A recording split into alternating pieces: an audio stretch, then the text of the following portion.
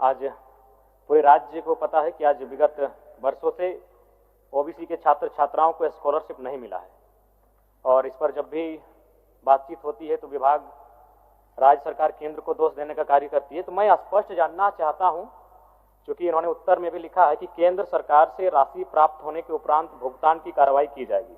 तो मान के चलते हैं अगर केंद्र ने राशि का भुगतान नहीं किया तो आप स्पष्ट शब्दों में कह दीजिए कि ओबीसी छात्र छात्राओं को स्कॉलरशिप नहीं मिलेगा।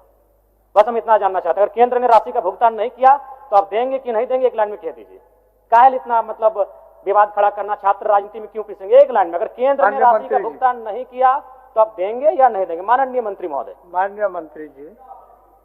सर, क्लास 1 से 8 तक कोई प्रॉब्लम नहीं है ओबीसी का, क्योंकि सारा पैसा स्टेट देती है। प्रॉब्लम सर 9 और 10 और पोस्ट मैट्रिक का है, और इन दोनों में 60-40 का रेशियो है। अब कानून बना है तो बना है सर, तो हम लोग तो वेट करते हैं, और इसीलिए हम मंत्री जी के पास भी गए, भारत सरकार के पास, और उनको सारा आंकड़ा भी बताए कि आप हमको देंगे तभी मेरा जो मेरा बजट का पैसा है सो खुलेगा। मतलब मेरे पास फाइनेंस रेजुलेशन है फाइनेंस डिपार्टमेंट का कि हाँ, कि वो नहीं देगा तो ये नहीं खुलेगा।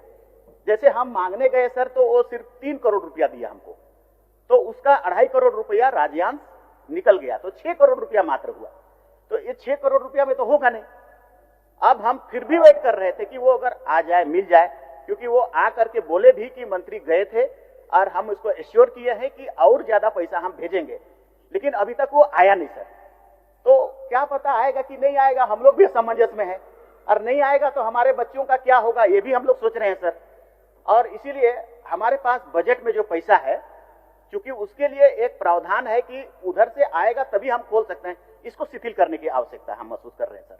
हमको देना है सभी ओबीसी बच्चों को, उसको आगे बढ़ाने के लिए हमको महसूस है इस बात को। इसलिए सर करीब करीब हमारे पास काफी इतना पैसा है जिससे कि ये संभव हो जाएगा। बजट के अनुसार 275 और 9-10 के लिए 39 करोड़ और 275 करोड़ है हमारा पोस्ट मैट्रिक के लिए, इतना पैसा है। तो ये शिथिलीकरण के लिए हम लोग लेटर लिख रहे हैं। कल हमने पीठ पत्र भी जारी कर दिया सेक्रेटरी को कि आप इसका वैकल्पिक व्यवस्था करें।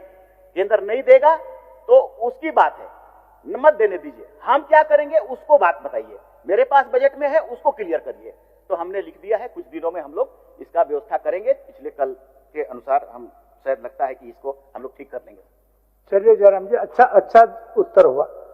यानी ठीक है अध्यक्ष महोदय, 1 साल से ज्यादा हो चुका है, तो वही तो हम कह रहे हैं, अगर केंद्र नहीं दिया तो क्या आपके पास विकल्प है, क्या तैयारी आपके? नहीं तो जयराम जी सर, आप शायद ध्यान से 1 साल से ज्यादा हो चुका है। नहीं, सही बात हो चुका है, सही बात है। केंद्र आपका सवाल को मंत्री जी स्वीकार भी किए और पीठ पत्र भी लिख चुके हैं। ये उत्तर नहीं हुआ। अच्छा, हम थोड़ा सा उनके आंकड़ों के अनुसार ही जानना चाहेंगे मंत्री जी से कि 2023-24 में कितना राशि स्कॉलरशिप के लिए भुगतान किया गया था 2023-24 में? माननीय मंत्री जी, 2023-24, हालांकि 2023-24 में आप शायद नहीं थे, फिर भी थोड़ा सा जानकारी हासिल करके। सर 23-24 में ठीक है, हाँ बोल रहे हैं, ये तो लिखा हुआ 23-24 में 67.88 करोड़ हम लोगों ने डिमांड किया था, उसके बदली में 7.35 आया, केंद्र का हिस्सा इतना ही आया। 24-25 में 66.14 करोड़ रुपया डिमांड किया, 12 ही करोड़ आया। 25-26 में 45.91 करोड़ डिमांड किया, 3.95 ही करोड़ आया। फिर पोस्ट मैट्रिक में भी ऐसे ही हुआ सर, 271 करोड़ रुपया का हम लोग डिमांड किया, 77 करोड़ रुपया मात्र आया 23-24 में। 24-25 में 353 करोड़ का डिमांड किया, आया 33 करोड़। अभी 25-26 में 370 करोड़ का जरूरत है, उसमें 0 आया, एक और नहीं आया। तो नहीं आ रहा है तो क्या करेंगे हम लोग सर? वही तो मैं कह रहा हूं कि ठीक है, मैं एक सुझाव देना चाहूंगा। बताइए सुझाव बताइए। मैं एक सुझाव देना चाहूंगा कि जब तक केंद्र का अंश नहीं मिल रहा है तब तक आप तमाम छात्रों को ब्याज रहित ऋण दे दीजिए। जब अंश आ जाएगा आप काट लीजिएगा। ये राजनीति, ये बहुत गंभीर विषय है। और नहीं तो जो विधायक निधि है नहीं दीजिए। ऐसे भी हमको 5 करोड़ में क्या बनाते हैं, पीसीसी बनाते हैं।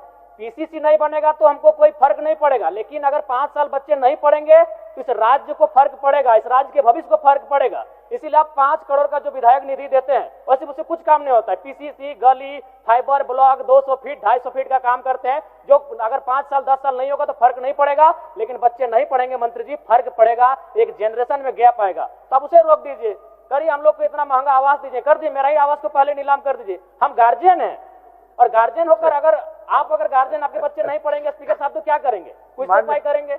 माननीय सदस्य, नहीं, मैं सुझाव दे रहा हूं कि आप उनको ऋण दीजिए। भावना से नहीं तो 1 साल बीत चुका है, 1 साल बीत चुका है। भावना कुछ 15 दिन के लिए होता है, भावना 15 दिन के लिए होता है, आपका भावना सही है, आपका भावना तो सही मैं तो है। सुझाव दे रहा हूँ कि उनको ऋण दीजिए, बिना ब्याज के ऋण दीजिए। हम सेंट्रल गवर्नमेंट क्यों बोलेंगे?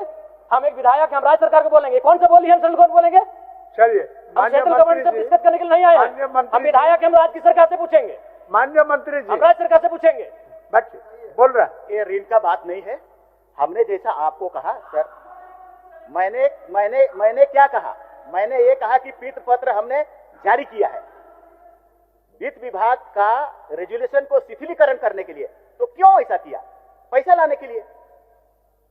ज्यादा से ज्यादा जल्दी से जल्दी पैसा आएगा, हम लोग डिस्ट्रीब्यूट करेंगे, लेकिन हम केंद्र का हिस्सा है तो उसको देना उसका ऑब्लिगेशन था कि नहीं था, उसको वेट करेंगे कि नहीं? वेट कर रहे थे, नहीं आया तो अब हम अपना प्रक्रिया शुरू कर दिए स्टेट का पैसा देने के लिए। कुछ समय लगेगा, कर देंगे हम लोग।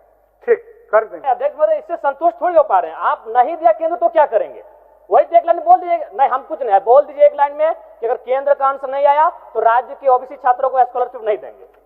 जयराम जी, माननीय मंत्री ने बड़ी उदारता के साथ आपको जवाब दिया। एक मिनट महोदय, आदरणीय मंत्री जी से भी हम कहेंगे 1 साल से ज्यादा हो चुका है। हाँ, ठीक है, ठीक है। विलंब के लिए मंत्री जी को भी दुख है, तकलीफ है, और उन्होंने इसको भुगतान कराने की दिशा में पीत पत्र लिख चुके हैं। एक नियम है, उस नियम को सिर्फ शिथिलीकरण करने के लिए, तो जैसे ही शिथिल हो जाएगा भुगतान करेंगे। बच्चों, हम बोल रहे हैं, तब तक ऋण दे दीजिए ना, बिना ब्याज पर ऋण दे दीजिए।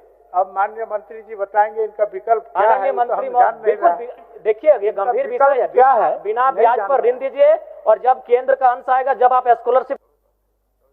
सर, ऋण एक तो सरकार या विधि या विभाग बैठिए जयराम जी, सिस्टम से चलता है ना सर। अब वो ऋण कहाँ से आएगा? कौन जगह से, कौन फंड को हम देंगे ऋण? हमारे पास जो स्कॉलरशिप का चीज है उसी पर हम सॉल्यूशन निकाल सकते हैं। ऋण हम कौन वाला पैसा को देंगे? क्योंकि मेरे पास तो कोई पैसा है नहीं ऋण देने के लिए। इसीलिए इसका सॉल्यूशन यही है जयराम जी, हम लोग जल्दी से जल्दी करें सब मिल करके, और उस पैसा को निकाले जो राज्य के पास है उसको हम लोग दे दें। जल्दी करें इस पर, थोड़ा समय दीजिए जयराम जी, थोड़ा समय प्रयास करें। क्योंकि और भी माननीय सदस्यों को सवाल पूछना है, लेकिन हम संतुष्ट हो पाए, ना राज्य के छात्र संतुष्ट हो पाए। बाकी माननीय मंत्री महोदय, आप लोग क्या कर रहे हैं नहीं कर रहे हैं, लेकिन आपके माननीय सदस्य ने जो कहा कि आप केंद्र से पूछिए, गलत बात है। हम एक विधायक हैं, हम केंद्र से पूछने के लिए नहीं आए हैं, हम राज्य सरकार माननीय मुख्यमंत्री से पूछने आए हैं, हम विभागीय मंत्री से पूछने आए हैं। तो ये आप 2 साल कीजिए, हमारे साथ ये नहीं कर सकते हैं।